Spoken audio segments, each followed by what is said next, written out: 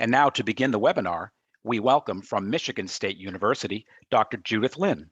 Dr. Lin, the screen is yours. Well, good evening and good afternoon, some of you, on this National Star Wars Day. As we now celebrate the future, I would like to welcome you to our Society for Vascular Surgery Health Information Technology webinar on new technology in vascular surgery. Today, I have the distinct honor to co-moderate this session with Dr. Oliver Alami, who is a clinical professor of surgery at Stanford University School of Medicine and the director of biodesign for digital health at Stanford Bayer Center for Biodesign. This SVS webinar is focused on the use of recent technology in vascular surgery. We are joined today by 4 distinguished additional panelists with a variety of expertise in using these technologies. Our first speaker is Dr. Patrick Kelly, who is a vascular surgeon at Sanford Health in Sioux Falls, South Dakota. He will discuss Blue Dot Medical, the future of ankle brachial index testing and vascular disease detection. Our next speaker, Dr. Sophia Khan, is the founder and CEO of Voithos, an assistant professor of surgery at the University of Texas Health Sciences Center in Houston. Voithos is an AI-powered platform that integrates with electronic medical records, allowing physicians to perform chart tasks using voice command. And also joining us is Dr. Murray Shames, who is a professor and Richard G. Connor Chair of the Department of Surgery at the University of South Florida in Tampa. Congratulations on your recent promotion. And he will discuss CyDAR Medical Technology. CyDAR AR is a surgical augmented intelligence company that harnesses cloud GPU computing, computer vision, and machine learning technology to advance surgical visualization and decision-making in the OR and across the surgical pathway. And lastly, Dr. Andre Schanzer is a professor and chief of vascular surgery at the University of Massachusetts in Worcester. He will present the use of fiber optic real shape technology in vascular surgery. So without further ado, I will turn over the screen to our first speaker, Dr. Kelly. Okay, let's see if I can advance here. I will just give you control. Thanks. Okay, so Blue Dot Medical is a UK-based company that we think, we know, will revolutionize how ABI assessment is performed. And let me go through this, and I think you'll have a better understanding. You click anywhere on your slide, you will take control. There you go. Okay, thanks. Okay, so ABIs, how we do them hasn't changed in about 50 years. You take an ABI, you have to have some vascular expert review the waveforms and make a judgment based on the numbers. It's labor intensive, it requires a technician placing a cuff at an ankle, and then you have to find either the posterior or dorsalis pedis. And depending on the patient's general health and condition, edema, swelling, open sores, etc., it can be time consuming. And quite often the results are inconsistent, both with technician finding the Doppler signal or the physician interpreting what one physician may call a biphasic waveform, another one may call a multiphasic or triphasic or I've seen unidirectional phasic. I mean, I've seen all these different. So it gets very difficult to compare apples to apples and try to assess a larger population of patients. We know ABIs can be inaccurate up to 40% of the time. It can be challenging in the bedridden patient, the patients with lymphedema, bandages, hypertension, as well as diabetes and the incompressible blood vessels. So what have we done? So Blue Dot revolutionizes this by receiving a Doppler waveform, and from that Doppler waveform, we're able to analyze the shape of the Doppler waveform to now give the end user an ABI, an ankle pressure, a perfusion pressure at the ankle. And from that, you can compare it to the arm mean blood pressure to get an ABI purely from a waveform, not a cuff. So this is a cuffless ABI. We're currently in a clinical trial in Spain. We're enrolling 170 limbs. We did a previous trial in the UK where we had a greater than 90% accuracy compared to arterial duplex, knowing that ABIs at best are 50 to 75% accurate. The proprietary software ABI yields immediate actionable information to basically anybody that's using it, from nurses to wound care nurses, or what we call in Europe tissue viability nurses, to general practitioners, to endocrinologists or diabetologists, to podiatrists, as well as to the vascular surgeons. I like it from my wound care, clinic to my APP doing an initial assessment and telling me if there's significant underlying disease. I would love to see one in every emergency room so that when I get a call at 3 o'clock in the morning for a painful leg, we can quickly rule out that it's not arterial in nature, or it is. BlueDop allows triaging by assessing the arterial flow of the limb at the moment. And from there, you can make the decision, does this patient have to be seen by a vascular expert for their workup and evaluation? We think it's an affordable platform in light of its what it performs. It decreases the time to evaluate, allowing physicians to, instead of seeing 1 or 2 patients an hour in a vascular lab doing arterial duplex, you can now screen these patients within probably 3 to 5 minutes to say, do you need an arterial duplex or not? And by that, reducing that workload. And coming out of COVID, there are significant wait times, especially in national health systems like the UK and Canada. BlueDop is portable. It's really small. It's portable. It interfaces with a tablet to give you the results. It enables the end user to optimize workflow, which we think revolutionizes the coordination within the hospital and in the community health setting. So BlueDop proprietary technology. BlueDop doesn't just use the peak amplitude of a waveform. We use the whole shape of the waveform to analyze the perfusion. It uses wireless Doppler signal. It has an algorithm that gives actionable information to the less sophisticated end user. You don't need to be a vascular surgeon, vascular expert. And it is a point of care. You can carry it around to even go up to the floor, to the wards, to evaluate a patient before making a decision if I'm going to take them to surgery or not. And here's what the screen looks like. The screen gives you an ABI. I think you can see this up in the corner. I blacked out with my little picture here, but it gives you have a mean blood pressure based off of an arm pressure. You get a ABPI or an ABI of 0.99. It's based on the mean pressure.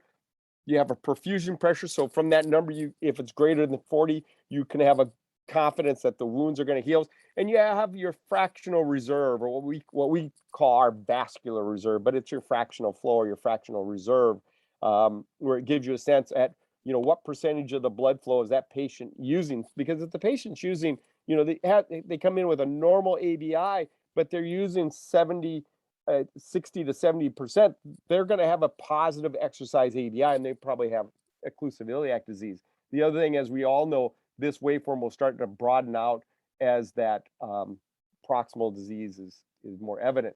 The other thing it does a statistical analysis to tell you, is it a usable, reliable number? And it will give you either a blue box here or a black box. And for people that really want a quick results, we created a stoplight system where you have green means you've got good flow, yellow means you have some mild to moderate disease, and red means you need to be evaluated. And as you're saving it, you can save your right DP, right PT, or your right or your left DP and left PT. What's next for BlueDop? We are currently working on a real-time version that separates out both the posterior tibia and the dorsalis pedis. So when you're revascularizing a limb, you'll be able to see a change in that fractional reserve, or that vascular reserve. You'll be able to see a change in your ABI, and you also see a change in your waveforms. So instead of just relying on a 2D angiography, you now are going to see changes in the perfusion of that foot in real time. And then the other thing that we have is a continuous blood pressure monitoring. I think a lot of us know that the current platforms that try to follow blood pressure are based up to a large extent off demographics and uses statistical ways of trying to guesstimate what a person's blood pressure is going to do based on their heart rate, their age, and their weight. BlueDop does it based off of physics. We look at the movement of blood and the work that blood does when it moves, and from there we can calculate a pressure. So BlueDop is will follow people's blood pressure based off of their movement of blood, and will be independent if they're on any antihypertensives, be independent on if their heart rate is up or down or other demographics based off of the individual patients, their race, weight, sex, etc. That's BlueDop. I'm open to questions.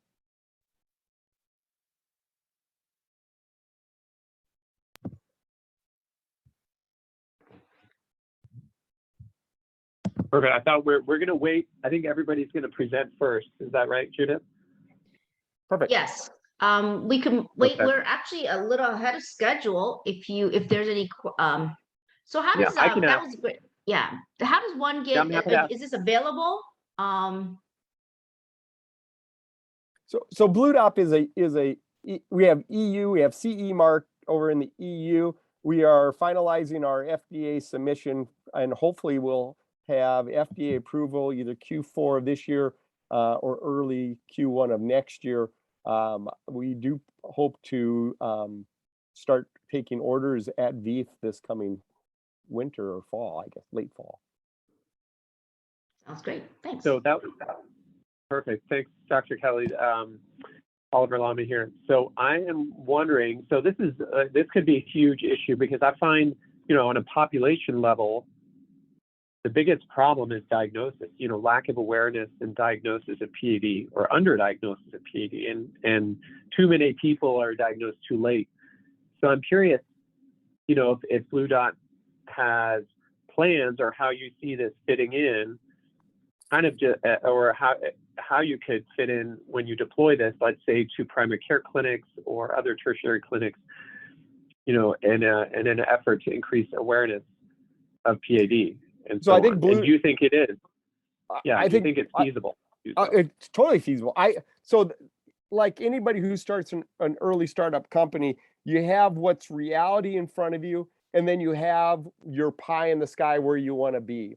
The reality in front of me is I have a really cool medical device that can empower pretty much anybody to diagnose peripheral vascular disease, from New York City to Western South Dakota to Singapore to India to London, UK, because everything they need is in front of them in the moment. So that's really great. The power of BlueDop from a health management standpoint is if we can cloud it, we now have the same exact assessment of PAD every time. It's not physician user dependent, because it's going to follow the same algorithm. So now we start following a population where we can identify people with a vascular reserve of this, a waveform of this, an ABPI of this. And if you can follow them over 6 months, 2 years, 3 years, what vascular reserve eventually leads to an amputation or leads to having to have a bypass, and which ones can we say, you're good, we don't need to take care of, we don't need to treat this any further. That becomes an important deal when we look at that. We're going to have to try to figure out how to take care of 200 million people with vascular disease, and diabetes becoming a worldwide epidemic. That's a great answer. Thank you. There's a question from someone from the audience. Any experience with BlueDop in Steele syndrome and banding? No, we haven't done that. It is interesting that we do have BlueDop. So the BlueDop program that I showed you is called BlueDop Vascular Expert. We have BlueDop for AV fistula evaluation, and we've shown that it's very predictive of an AV fistula that will fail within 30 days. Mm-hmm. We haven't. No, that's really interesting. yeah, we haven't had that. We haven't validated that software through the regulatory body like BSI in the EU to get CE mark on that software yet. I have one final question, or one other question, depending on time. Do you anticipate any challenges with reimbursement? You know, the UK, Canada, where they have a kind of a single payer and they're incentivized, you know, to do more screening and so on. I'm wondering, what does the reimbursement look like in the UK, or is there reimbursement similar to the ABI exam in the UK, and do you foresee it being similar in the US? So you can perhaps code for similar, you know, code in a similar manner. Yeah, I think I can answer that fairly quickly, in that in the EU it is a population health management system, and for that reason, this product is used there to save money, not to generate revenue, but to save their overall budget.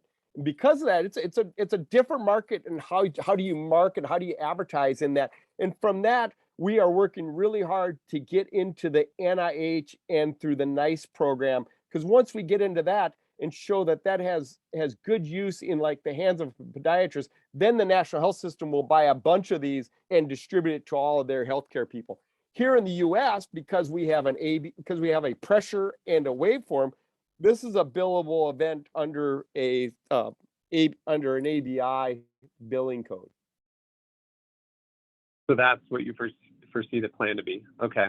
Mm-hmm. Can you talk about the training a little bit? Because it seems to work similar to a pencil Doppler, right? Where you need to find the vessel, you still need to educate someone. And I'm wondering, are there any tricks to training? You absolutely do. And I'll tell you, that's been an education for me, because, you know, to me, it's really easy to use, but if you look at a tissue viability nurse or a nurse that do an ABI, they're used to inflating the cuff, drop the pressure till they hear a sound, and then I'm done. That's not how BlueDop works. Once you hear the sound, you have to pause. You have to give time to collect that waveform data to be analyzed. And so there is a little bit of learning curve. And the learning curve still goes fairly quickly. Once people have done about 10 of them, they get pretty facile. But you have to learn how to hold your hand at the right angle, how not to move. You got to become very steady at this. Rest your finger on to stabilize you, and then you have to give the machine time to capture the waveform. Not just hear the waveform, but to capture the data. That's wonderful. Yeah. What an exciting technology. So we're going to move on to Dr. Thanks. Sophia Khan. So thank you, Dr. Kelly. So Dr. Khan, screen is yours.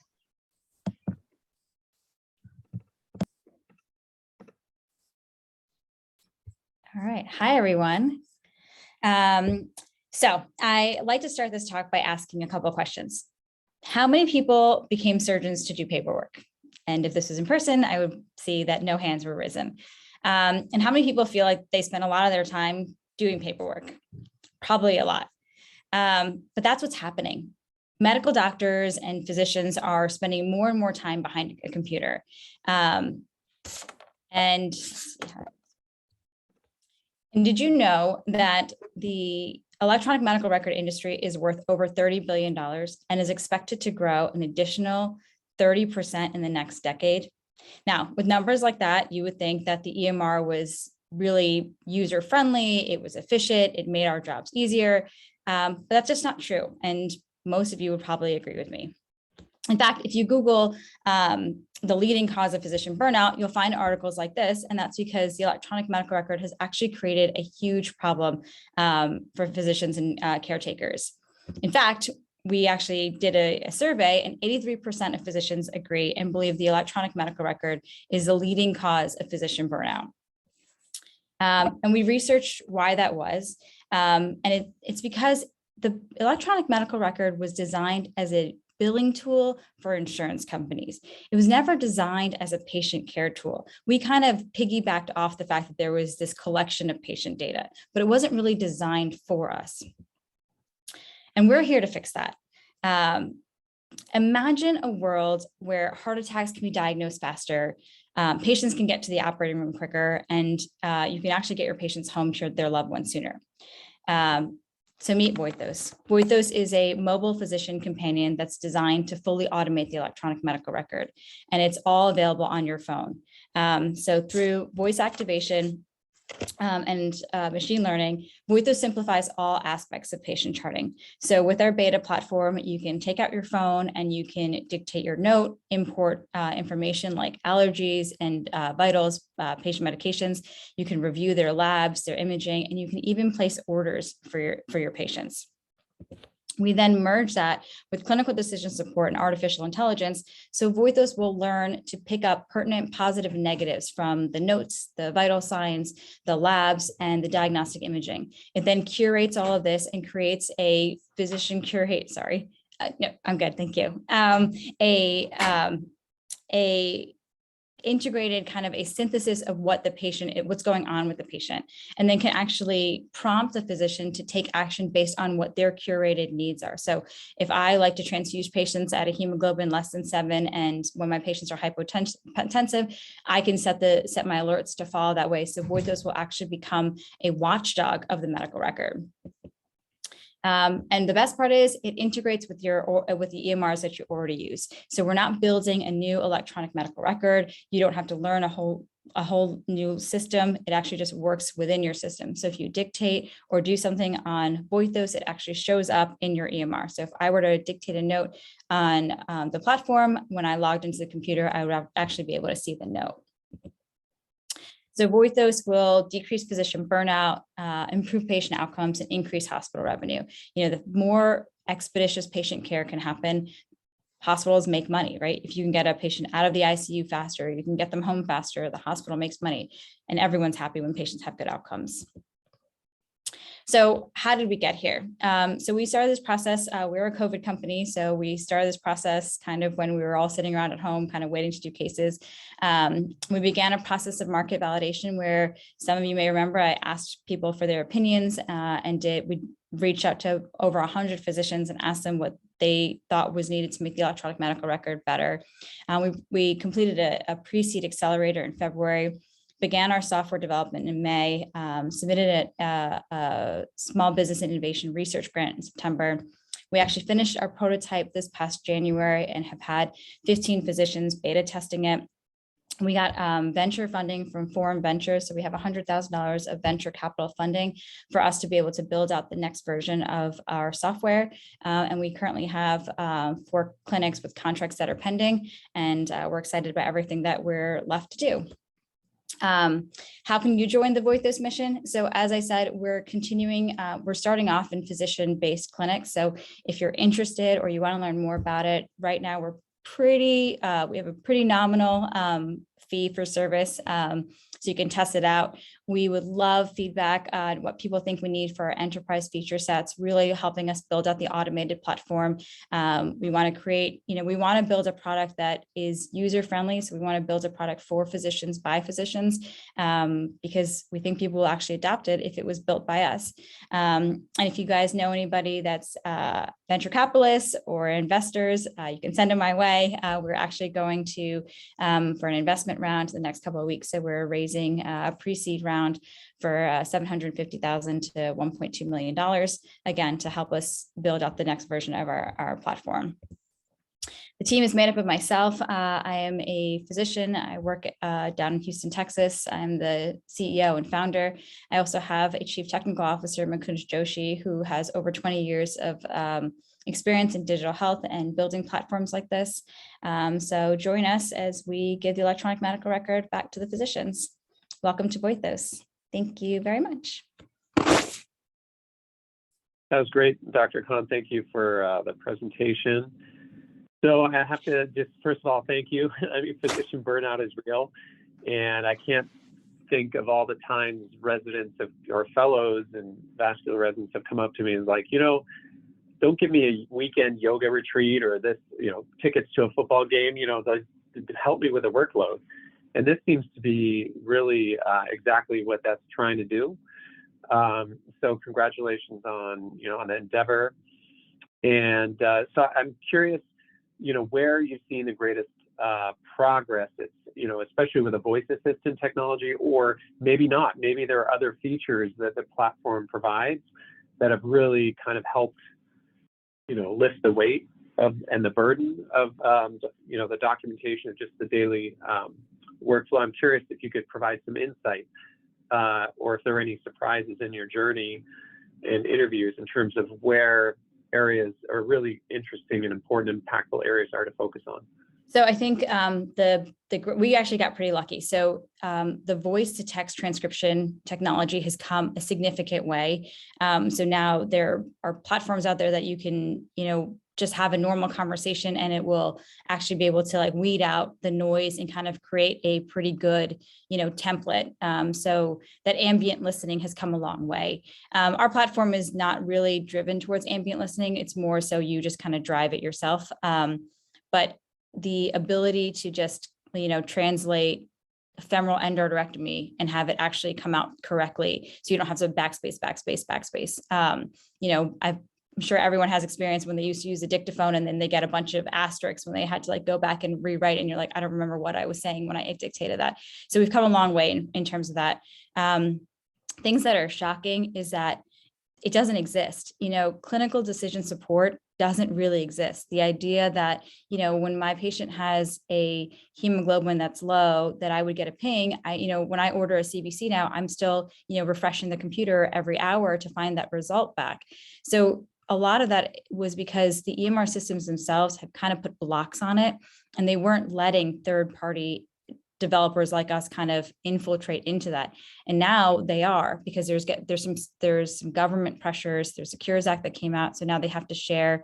There's this whole interoperability play, which is also something that we're trying to focus on. So the ability to talk across EMRs and kind of create almost like a universal communication between everything. I will say that it's hard. It's hard because you're up against billion-dollar companies. So they don't want to play nice all the time.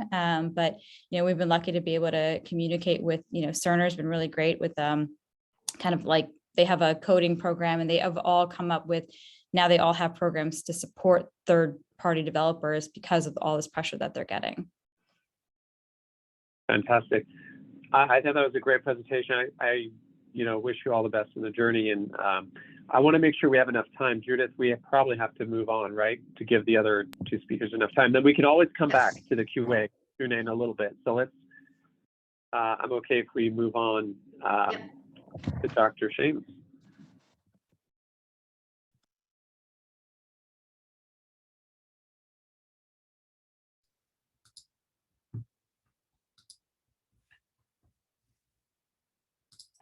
Hold on 1 second. It's not allowing me to share my screen. The share screen button. Yeah, no, I'm doing that. It's only on privacy. It worked fine the other day. Hold on. Make you a co-host and see if that will assist. Open system preferences. Give me a second. Those are really great. Obviously, you're better at tech than me because you've invented tech. I think making you a co-host may have helped. I'm not sure if you saw that.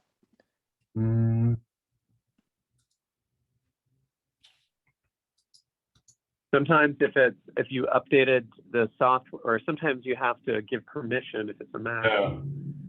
You have to give permission. You have to log out of Zoom and then re-log in once you've given it permission. Do you want to go to the next one and I'll come back to it? Sure, if Dr. Shanzer is ready, perhaps he can present. Perfect. We see you. Are you guys able to see my slides as well? Yes. Yes, we can. All right. Thank you. Perfect. Those were really great talks. I'll try to follow up on that. So I'm going to talk a little bit about our experience using fiber optic RealShape technology, which I think is a really new and exciting technology that has the potential to really transform the way we think about endovascular intervention. These are my relevant disclosures. So we've come pretty far in endo, and this is an example of an arch graft that's mated to a thoracograft, and I think everyone would really argue that these are pretty amazing innovations that we've been able to accomplish. But I think also everyone would acknowledge that there's a significant price to pay when it comes to radiation dose. So if you look across all interventional radiology procedures, endovascular thoracoabdominal aneurysm repair really has the highest effective dose by several orders of magnitude compared to other procedures. And I think, there's been some concern in the press about the effect on patients. But I think what worries me more is not so much the patient that gets this procedure once, but the providers. And I think we're learning that unfortunately there are more risks than we maybe initially acknowledged with these large radiation doses. And I can tell you, as someone whose primary practice is complex aortic endovascular repair, I used to get a call the first Monday of the month, every month, from our physicist telling me that I was over the acceptable limit for radiation exposure. And I think we've seen this in people that we all have heard about or know, and not all confirmed, but certainly a concern raised for the high radiation doses that they were exposed to. So it's really with that context that I was excited about learning about this new technology, fiber optic RealShape. And what FORS does is enable real-time 3D visualization of the full shape of devices inside the body without any need for radiation. And I will try to walk you through an animation. So this is just an animated video, but it gives a good sense. So there are sensors, fiber optic cables, and a helix that are placed inside wires and catheters. And with any deflection at all, that light going back and forth changes. And the computer on the other end of that is able to interpret that so that there's real-time one-to-one motion with wires and catheters on the screen, just as you would normally be used to. But what's interesting is you can look at angles that you would never be able to achieve with an X-ray gantry because you're just moving a model. You're not moving the C-arm in any way. This technology was actually interestingly developed by NASA in 1996 as a low-weight solution to sense strain in the X-33 space vehicle, and then was allowed to be licensed for medical care use. So the equipment in our operating room looks like this. There's a workstation, which is a PC that sits in our control room. There's an engine or a trolley that has all the computing power that is able to calculate the position of the wires and catheters. For reference, that's about the size of a Bovie stand. And then you can see there's this docking adapter that sits on the edge of the table, which is where we connect our devices to. And I'll kind of walk you through that in a moment. These are the available disposables at this time. There's a FORS guide wire, which is a hydrophilic wire. And then there are two directional catheters in the shape of a Berenstein and a Cobra. So there's a little bit of data to suggest that this is a very, very precise methodology. So this is an industry white paper, looked at embedded optical fibers in devices and an in vitro validation of the shape sensing, as well as the tip location precision. So they use this model and they basically mapped out tip position and then compared it to the real tip position and showed that there was sub-millimeter accuracy in real time. They also used a model where the black line on this figure represents a trough that's in a model, and then they put the wire in it. And what they show is that there's really minimal variation for detecting the entire shape of that wire and the sensor. So I think clearly there's excellent spatial resolution and precision. The first feasibility study was done out of Utrecht in the Netherlands, 6 interventionalists. They did navigational tasks on models and target cannulation success. And they looked at 72 out of 72 phantom tasks were completed, and 70 out of 72 on a porcine model were completed. So seems to be, at least in a model setting, function well. Soon thereafter came the first in human study. This was a prospective single-arm trial, 3 surgeons, 31 procedures, 22 patients in an aortic and peripheral interventions. They looked at technical success and qualitative performance. So I won't walk you through this whole table, but you can see that there are a number of different tasks that they looked at. And then if you just look at the bottom here, of the 66 tasks, they were successful navigating them in 60 for a 91% success rate. When they did their qualitative assessment using surveys, they described it as being better than standard guidance in 16 of 21 cases, or 67%, and that the usability was on par with conventional devices in all cases. So this is what it looks like in our operating room. So here you can see in real time, this isn't sped up at all. We've got a roadmap in the background in this example, and you can see we're pushing this wire as shown in yellow and the catheter in blue. And again, this is with no X-ray at all. This is just a fiber optic model representation of the wire and catheter in 3-dimensional space. Here you can see working in a slightly more complex environment through a fenestration into a target artery. Again, just pushing the wire through, and I just wanted to show you what that looks like in real time without speeding it up. So I thought I'd show you a couple of kind of case examples of how we've been using it. And I thought it would be more interesting. We've done about 35 cases now, but to show you our early cases, because I think it really shows that the learning curve is not really very significant at all. The system really behaves as we're all used to. The hardest part initially is actually not to step on the pedal.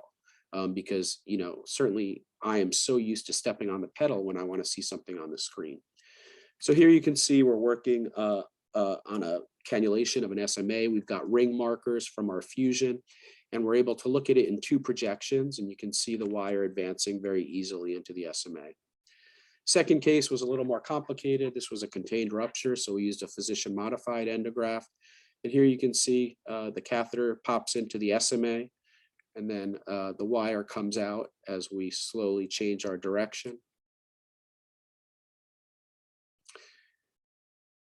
And then I think what you can see is we're not quite in the main branch, and we like to be in the main branch for more purchase. So what we'll do is open up the model view. We'll change it to a lateral view. So again, no X-ray at all. And we can then play with the wire position to try to get it into the main branch of the SMA for more secure purchase. So the wire is in place, and then we advance the catheter ultimately in exchange for a stiff platform to be able to introduce a bridging stent graft. This video kind of wraps it all up. So this is the third case we did. This is just kind of showing you what it looks like in the operating room, a standard hybrid room. There we're plugging in the hydrophilic wire. Now we're plugging in the catheter. Both of these are FORS enabled with sensors in them. We put it in the patient and register it just as we would register for a fusion type of case. We can do micro adjustment to make sure it's lined up just right. Here we get access through the fenestration into the SMA with the wire. We then advance our catheter. Our workflows, we exchange for a Rosen wire and then go to the next vessel. Here we're the celiac artery, advancing the catheter, exchanging for a Rosen wire once that catheter has enough purchase.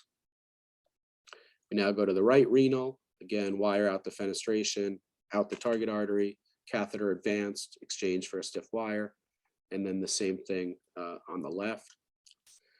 So now once we've got all vessels cannulated, stiff wires in place, we will use X-ray right now in order to put the bridging stent grafts. This is just the cone beam CT at the end, demonstrating good stent graft architecture. This is the 1-month CT. But I think what's interesting is that, you know, as only our third case in our experience, you can see what I think is pretty impressive, just decrease in radiation dose and fluoroscopy time. All 4 vessel cannulations took 6 minutes of fluoro time, and the entire case for a 4-vessel fenestrated thoraco repair was a total fluoro time of 22 minutes. And you can see by that timestamp, we were done at 10:58 a.m., which with a lumbar drain, we started at about 8:30. Just showing you a small step that I think is speaks to some of the future developments. Right now, we're using a steerable wire, excuse me, a steerable catheter, steerable sheath. So in order to visualize that, we actually place the FORS catheter, and we know the length of the steerable sheath is 70 centimeters. The catheter is 80. So what I was doing here was just measuring 10 centimeters. So that positions the FORS catheter right at the end of the steerable sheath. So it becomes a method to see the steerable sheath with FORS. Future developments that I think are exciting, and I've had the opportunity to play around with this in the lab. What you see here is the FORS 3D hub, and this will actually get rid of the catheter, because now any catheter can be attached to this 3D hub and then visualized with fiber optic RealShape. So actually the system is going to be catheter agnostic on the next release, which is a couple months from now. What I'd really like to see, which hasn't happened yet, is that we can move towards actual registration of devices, because right now for the devices, we still have to fluoro them. But I'd love to see the ability to register these and see them with 4s as well. There are some opportunities, certainly in our last 33 cases, now 35. Hydrophilic wire durability, trackability, deformation tolerance needs to be improved. It is not at the standard of what we're used to, like a Terumo glide wire. The system is a bit fragile, and I think the durability of it needs to be improved. The length of the wires and catheters are currently limited in this first release. The length of the tether is somewhat short, which changes the workflow a little bit on how we exchange wires and catheters. The directional catheters lack directionality, although the steerable sheath makes up for that, and the 3D hub will eliminate that problem because any catheter can be used. And I think, as you saw there, we need purpose-built integration with steerable sheath instead of this measurement system that I was showing you. So I think the system right now today is really good for imaging. It's really good for navigation, but I think we need to move it to the next level to really be able to leverage it during the intervention and device phase. I've shown this slide in lots of talks I give for about the last decade, and I think this gets us one step closer. So during my career, I believe that all aortic pathology from the aortic valve to the femoral artery will be treated with stent grafts. I also believe that during my career, endovascular aortic repair will be performed without the need for radiation. I think that at some point we're going to talk to med students and they're going to say, so come again, you used to stand right against the C-arm and you just press the pedal for hours during a case, because they'll think it's insane because it is insane. Thanks very much for your attention. That was great. Very comprehensive and super exciting. And I'm sure everyone's wondering, is this ready for prime time here? Is it available in the US? Can you comment on that a little bit? Yeah, so it's not quite ready for sort of a wide disseminated release. So what they've done initially is released it to 5 US sites and 4 European sites for kind of a first wave of both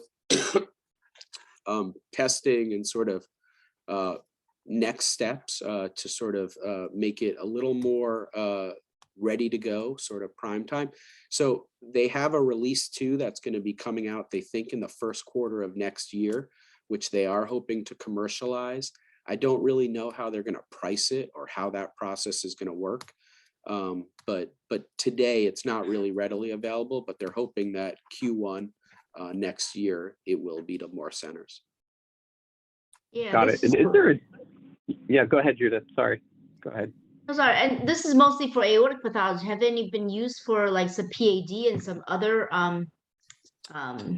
Yes. pathology? Yeah, so I have no experience using it in anything other than aortic pathology. Joost van Heerden in Utrecht has used it for PAD, and I've seen some cases he's done. There's another site in Europe that has used it for venous work. So I think it can be used for all that. The challenge logistically for us is that we set it up in our hybrid room, and we do all of those other types of peripheral interventions in a cath lab, and we're trying to get a second system to better understand that. But right now we're not able to just roll it over to the other room. But yes, it can be used for other types of situations. Great. You talk about hugging the II, especially with dialysis cases, which would be a little more challenging to image pre-op and to map and all that. But I mean, those are the cases where you're just hugging the C-arm, or maybe carotid during a T-car or something. But yeah, super interesting. Would you, if you had to kind of describe the workflow change, what was the biggest adjustment? Is it getting the images loaded, or is it the pre-op preparation? Yeah. Where do you think the greatest burden is? Yeah, it's interesting as far as like a novel technology, and I've had the opportunity to be involved with, kind of some rollouts of new technologies. I really believe this is the easiest sort of adjustment to any new technology that I've been involved with. The setup is really straightforward, as hopefully you saw in that video. You basically just plug the device into the trolley. I'd say the 2 biggest challenges, honestly, and it sounds ridiculous, one is actually remembering not to step on the pedal, because it's such a, condition for us. And then the second is, you do have to be a little more careful with the wire with the current generation. So, when I use a Terumo glide wire, I have a sense now of sort of how much push I can give against a stenosis. This wire, because it has a sensor inside of it, and because it has a certain curve of deflection that it can tolerate, it's just not as resilient. So they're actually working on a next generation, and I had the opportunity to see that last week at their headquarters in Best in the Netherlands. So I think that'll get improved, but I think those are the two things right now. The actual workflow change is not significant, and the sort of plugging it in is super easy.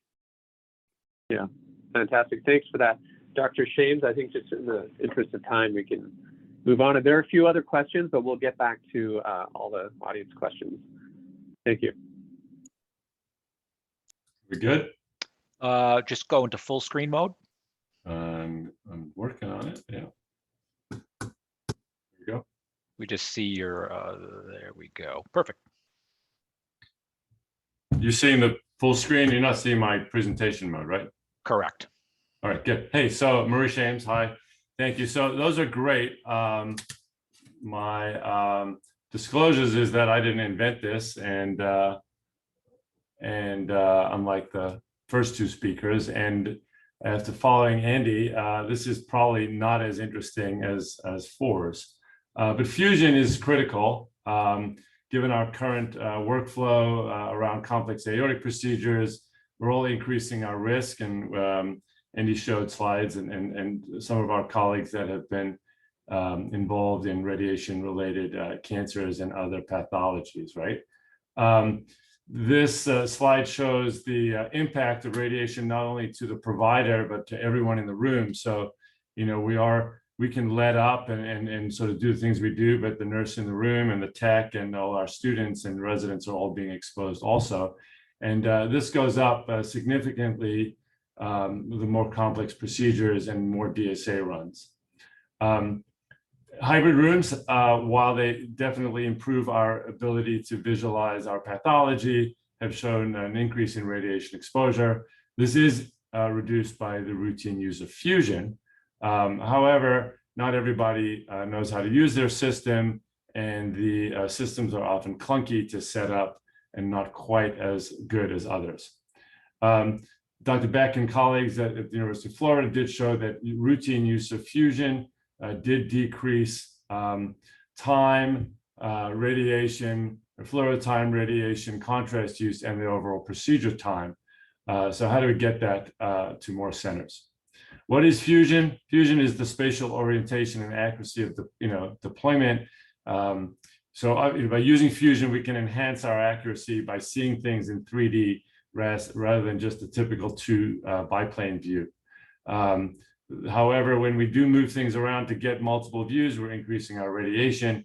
And so fusion takes that image, our 3D CT scan, and overlays it with our current fluoro images to improve visualization. So, you can use 2D or 3D CT scans. Usually you marry that with an intraoperative image, either by markers or doing a spin CT or vertebral bodies, and then you align that with branches on the CT scan. The systems use multiple complex algorithms, and they can often be manipulated, and then you generate a 3D image. Most of our current imaging systems and platforms have built-in manufacturers fusion systems, and then there's SIDAR and EndoNaut that are aftermarket options. I'll speak a little bit about SIDAR. We introduced this into our program about 4 years ago. This can be added to any mobile or fixed imaging system. It integrates directly with a PAC system. We transfer all our images over a secure network through the cloud. We've had turnaround time from formatting certainly within 24 hours, and in urgent situations within 2 hours.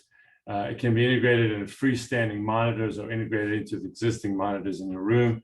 And it shows rapid updates. Since it's cloud-based, the images update quite quickly. So this is a typical format of what we'd see. The green lines show the outline of the vessels. red circles show the branch points. And then the system can be adjusted. Here you see a fen graft in place inside, lining up our fenestrations with our fusion markers. This is, I like to eliminate the green line and just use the red marks. And you can see how well-oriented the system can be, even in really tortuous anatomy. If you look at some data, this is from Tara Mastracci, and she showed a 50% reduction in radiation dose. This was just using SIDAR for standard EVAR, not even for complex EVAR. And in this other study, looking at fusion with SIDAR in complex iliac procedures, again showing reduction in fluoro time and radiation exposure. One of the real advantages of SIDAR for us is the ability to correct for deformation. Oftentimes when you're putting in stiff wires or stiff devices, especially transfemoral, there's a change in the configuration and the sort of anatomy. And you can see in this, green lines don't quite match up with our angiogram. You can go into adjustment mode and then move, you select the position. Here you can see the right renal artery is not lining up, and you can make adjustments using the remote control and line your vessel up for better accuracy. In our experience, this was in 191 FEVAR cases. 69 of them we used SIDAR, 63 with SIDAR. We showed a decrease in contrast by 20% and a 40% reduction in radiation exposure to the patient measured by DAP, and about an 8% reduction in operative time, which I think would certainly get better, has gotten better across time. Sometimes the operation time is not influenced so much by cannulation and branch, but by the other stuff we have to do. I think the real future, I think married with sort of the fiber optic or other imaging modalities to get rid of contrast certainly has promise. I really think we can't do this. Is a TAMBI case. You can see the wires are a little bit off on that right renal again. You know, with our adjustment, we lined that up. I would not do a branch case without SIDAR right now. We use it for 100% of our fenestrated, physician modified and branch grafts. And here you see completion with all our vessels lined up. So in summary, I think 3D image overlay with SIDAR is easily integrated into our current workflow. The rapid overlay creation. So I will say, we send all of ours out. We just transfer the images, the CT images over to SIDAR, and they build the fusion. You step on the pedal, takes 6 seconds to upload. It aligns with 4 vertebral bodies. It really can only be used for abdominal right now and not for thoracic, but it's been really easy. I know that it's, other sites and some of my other partners will build their own, they'll do the mapping themselves, and that really takes hardly any time at all. I think there's a really reliable overlay with real-time image adjustment. The deformation tool correct for the stiff wires and devices is excellent, and it has contributed to reduced radiation exposure and contrast use, and I think absolutely essential for EVAR, FEVAR, and branched EVAR.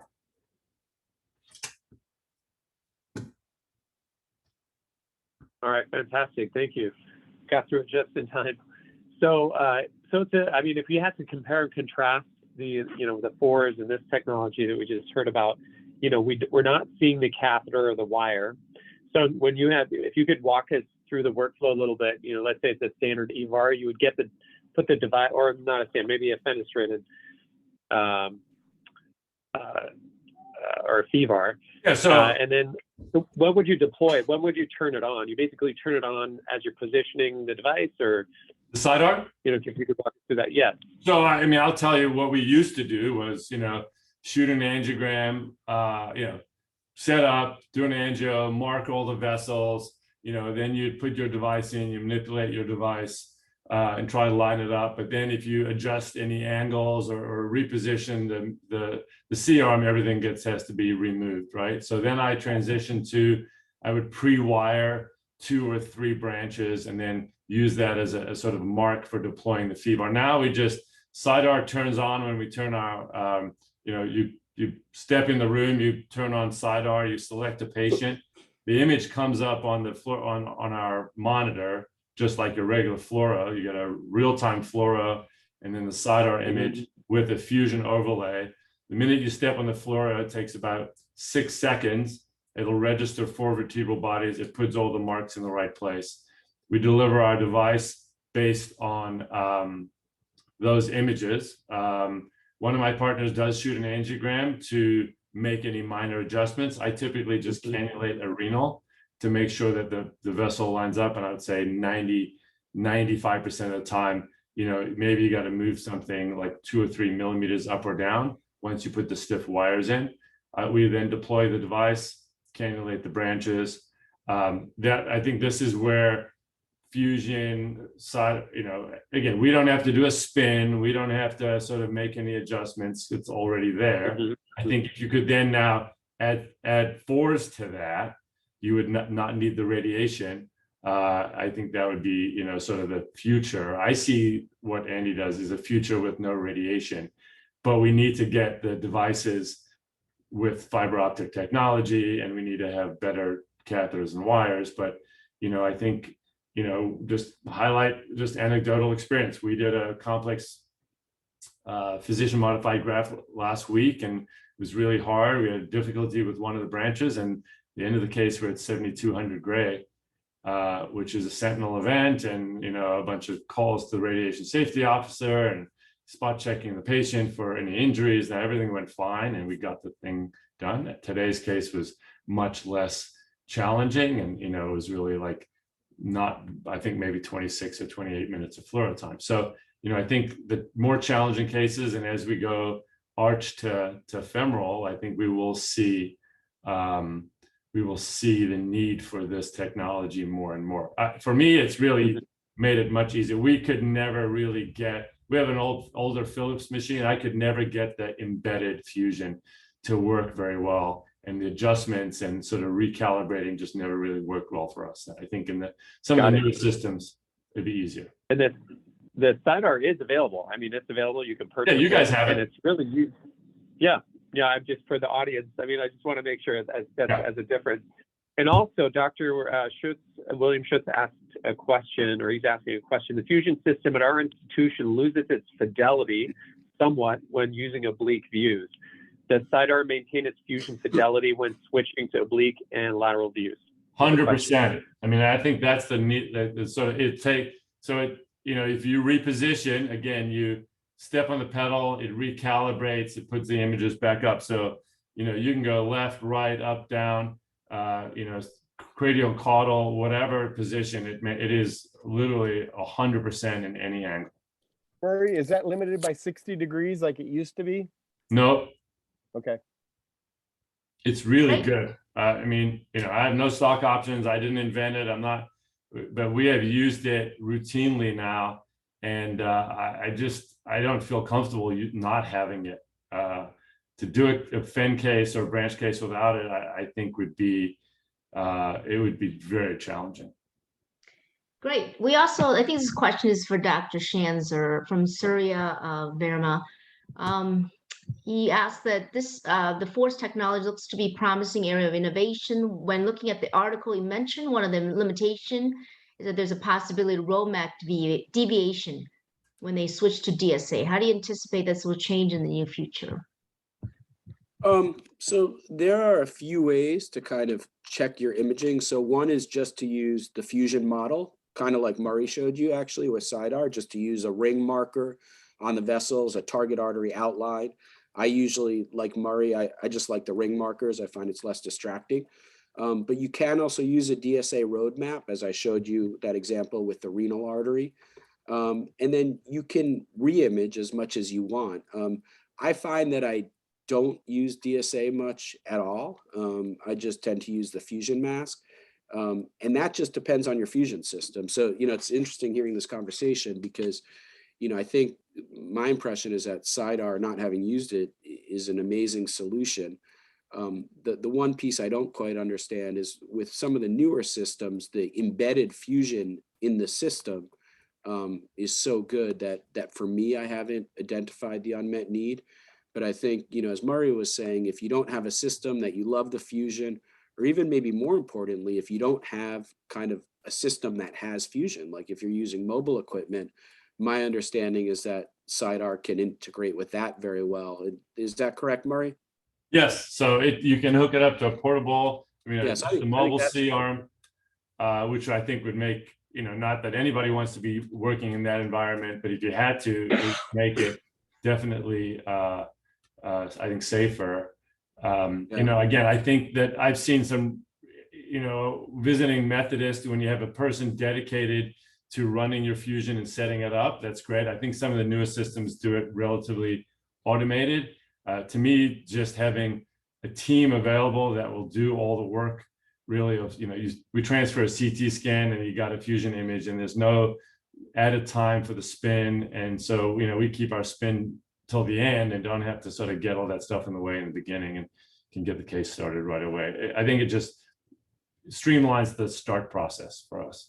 Yeah, in reference to Oliver's initial question, I think the two technologies are totally they don't really compete with each other. They're actually trying to provide innovation, radiation dose in two very different ways.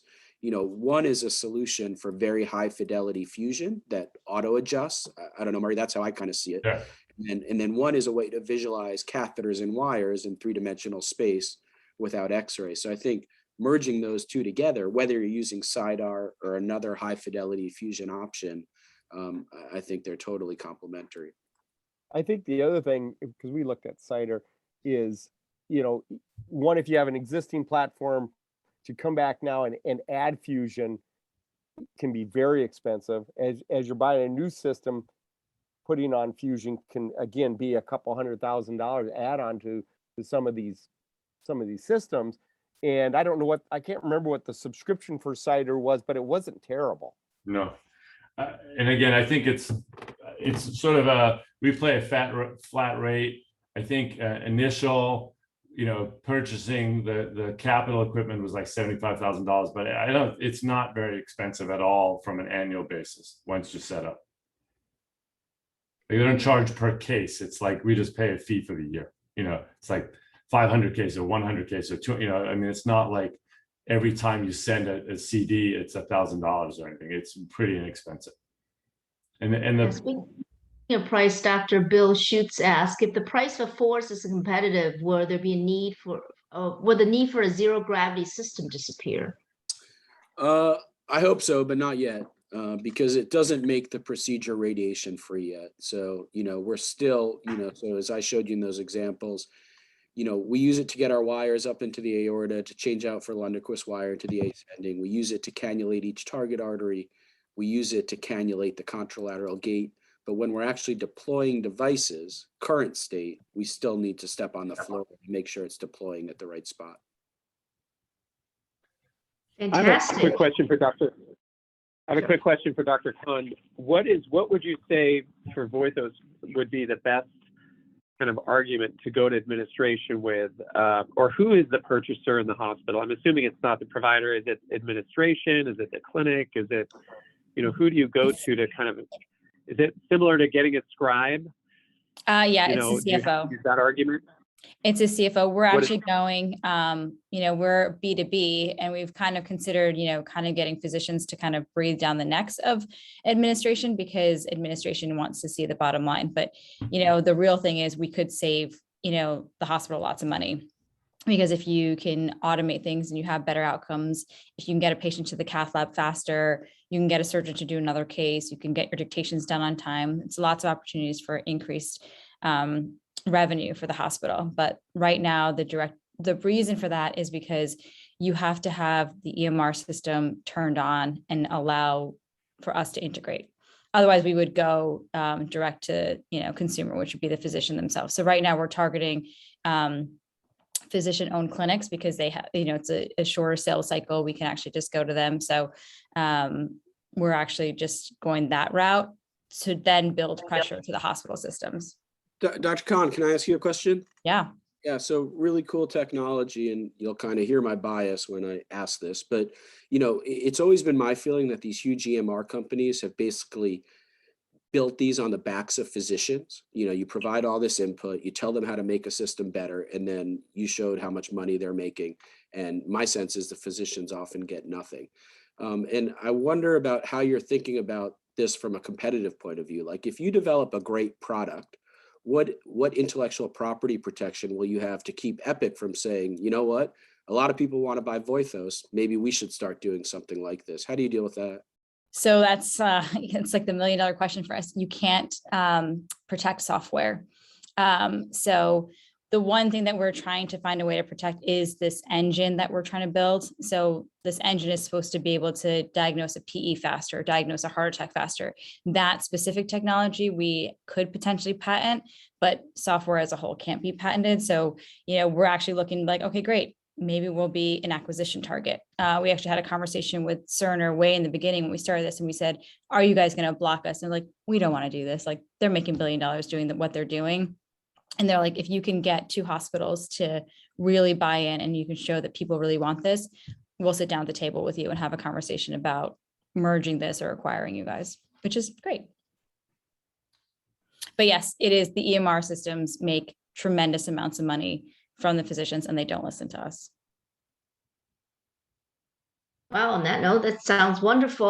Well, it looks like we're coming to an end today. Thus, I would like to remind everyone about the Vascular Annual Meeting from June 15 to 18 in Boston, Massachusetts. This will be an exciting event in the latest digital technology innovation by distinguished vascular surgeons.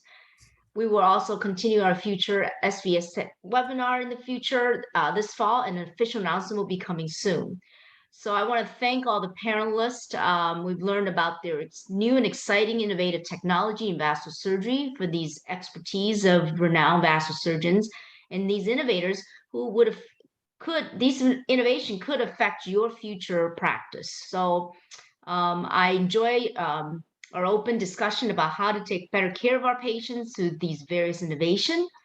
And our next step will be to strive for improvement in vascular care using these modern technology. So be well and stay safe, and let's go digital. Thanks so much. Thank you. Take care. Have a good night, Thanks, everyone. Bye.